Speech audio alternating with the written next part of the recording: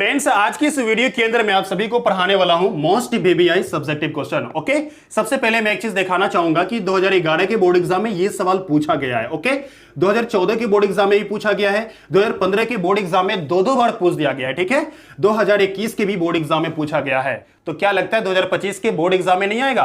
100% आएगा। तो किस प्रकार से सॉल्व करना है आज के इस वीडियो के अंदर मैं आपको बताऊंगा। ओके, ये जो सवाल है प्रमेय 6.2 का है, यानी थ्योरम 6.2 का है। ओके, इस सवाल को हम ये भी कह सकते हैं कि बीपीटी का विलोम, और ये बीपीटी का विलोम है। ठीक है, जो बीपीटी था ना उसी का ठीक उल्टा है। ओके, अब इसको कैसे सॉल्व करेंगे आइए देखते हैं। सबसे पहले सवाल समझ लेते हैं। यह लिखा है, यदि एक रेखा किसी त्रिभुज की दो भुजाओं को एक ही अनुपात में विभाजित करे।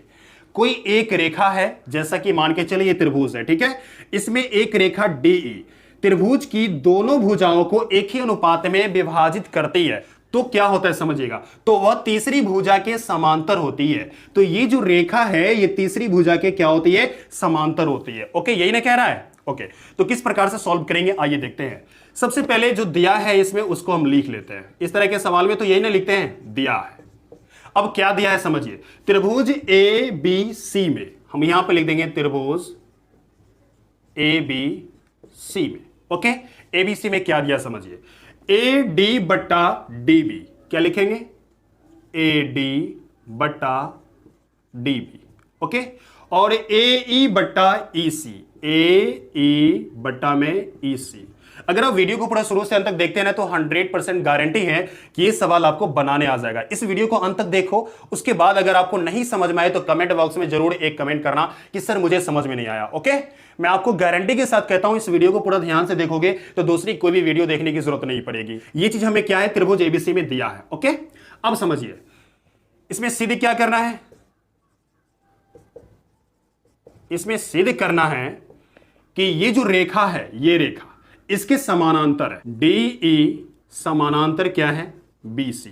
ये रेखा इसके समांतर है। ओके, इतना समझ में आ गया। चलिए अब इसमें करना है क्या कि रचना करना है। रचना में क्या करना है ध्यान दीजिएगा। रचना में क्या करना है कि ये डीएफ, ये मैंने रचना किया है, डीएफ बीसी के समांतर है। मान के चलते ये समांतर नहीं है, डीएफ बीसी के समांतर है, तो हम लिख देंगे यहां पर डीएफ समानांतर बीसी। इतना कर सकते हो, बहुत आसान है। ठीक है, आगे बढ़ जाते हैं। अब हम चलेंगे प्रमाण में।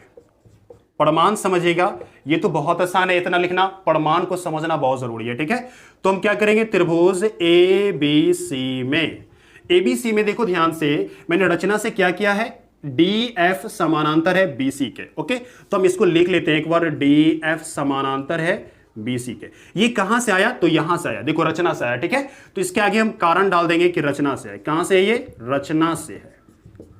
मैंने लिख दिया रचना से, कोई प्रॉब्लम इसमें नहीं। आगे बढ़ जाते हैं।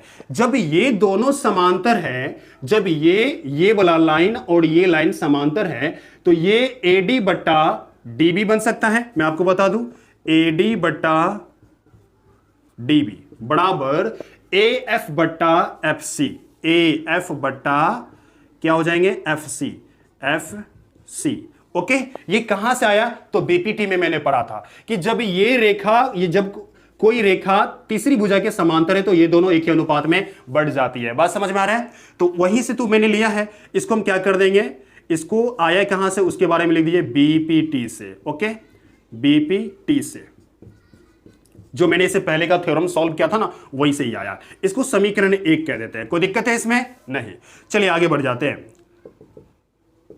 लेकिन मैं आपको चीज और दिखाना चाहूंगा, लेकिन समझिएगा, ये जो दिया है, ये मेरे पास दिया है, इसको हम लिख लेंगे यहां पर ए डी बट्टा डी बी बराबर ए ई बट्टा, है ना, ई सी।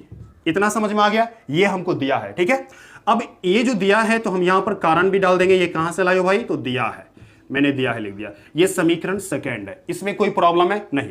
इन दोनों को अगर ध्यान से देखा जाए तो ये वाला पार्ट और ये वाला पार्ट बराबर है। कैसे?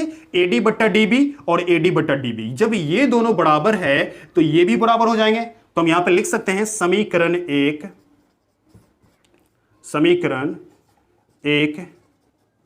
तथा 2 से। मैंने क्या लिखा यहां पर, समीकरण 1 तथा 2 से। कोई दिक्कत है? 1 2 से ये भी दोनों बराबर हो जाएंगे, तो हम लिख सकते हैं यहां पर ए एफ बट्टा एफ सी। ओके, बराबर में क्या होंगे, ए ई बट्टा ई सी।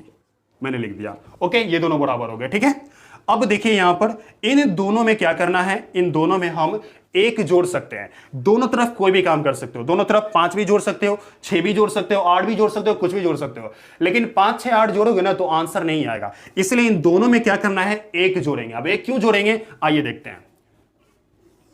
मैं यहां पर लिखता हूं ए एफ बट्टा एफ सी। हम क्या कर लेंगे, ए एफ बट्टा एफ सी में क्या जोड़ा, मैंने एक जोड़ दिया। ठीक है, कोई दिक्कत इसमें। इधर की तरफ भी एक जोड़ना है आपको, यानी ए ई बट्टा ई सी। हम लिख देंगे यहां पर बराबर ए ई बट्टा ई सी। इसमें भी क्या जोड़ा, एक। दोनों तरफ जोड़ोगे ना तो कोई फर्क नहीं पड़ेगा, मैंने जोड़ दिया। ठीक है, आपको भी यही काम करनी है। अब थोड़ा सा समझिए, यहां पर ऐसे गुना करना है, ऐसे जोड़ना है, यानी ए एफ प्लस में ऐसे गुना करेंगे तो क्या आएगा, एफ सी का ही एफ सी बट्टे में क्या है, एफ सी। अब यहां देखो ए ई तो ठीक है, ऐसे हम गुना कर देंगे ई सी को। ओके, बट्टे में क्या हमारे पास आएंगे, ए सी।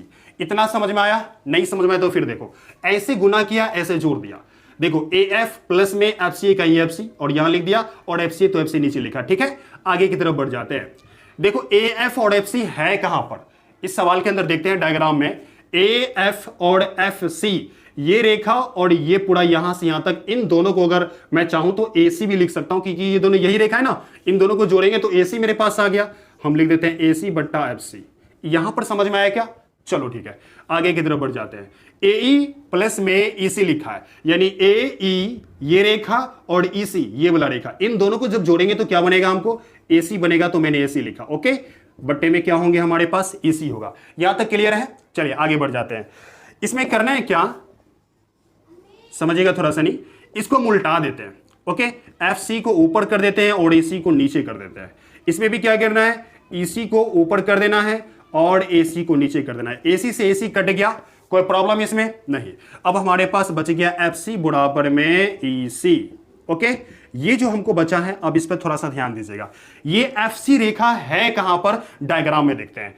एफ सी ये पूरा यहां से यहां तक का रेखा। ठीक है, अब देखो ई सी है कहां, तो ई सी यहां से यहां तक, ये दोनों रेखा कोई अलग अलग नहीं है, बराबर है, बीच में बराबर है। इसका मतलब ये क्या है, बराबर है। ठीक है, ये दोनों रेखा क्या है, बराबर है। ठीक है, अब थोड़ा सा समझिएगा, जब ये दोनों रेखा कोई अलग अलग नहीं है, बराबर है, तो इसको और इसको मैंने क्या माना था, समांतर माना था।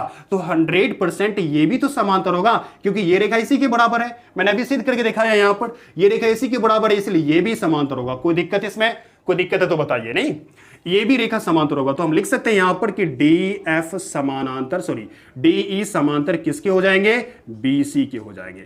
इतना समझ में आ गया, मतलब हमको प्रूव्ड हो गया। ओके, कि ये किसके समांतर है। ओके, इसमें अगर कोई प्रॉब्लम है तो बताएं। क्लियर है यहां तक, तो यहां पर मैंने किस प्रकार से किया समझ में आ गया। यहां पर मैंने जो एक जोड़ा है, आप एक ही जोड़ना, दो नहीं जोड़ना। ठीक है, दो भी जोड़ सकते हो, 3 भी जोड़ सकते हो, 4 भी जोड़ सकते हो, दोनों तरफ। ठीक है, कोई फर्क नहीं पड़ने वाला है, लेकिन एक जोड़ोगे ना तो आपका आंसर आएगा। ठीक है, इसलिए एक जोड़ना याद रखना। और यहां पर कारण भी दे दीजिएगा आप, कि यहां पर मैंने क्या किया, दोनों तरफ एक जोड़ने पर, तो यहां पर लिख देना दोनों तरफ एक जोड़ने पर। ओके, उम्मीद करते हैं कि यह सवाल आपको बहुत अच्छे प्रकार समझ में आया।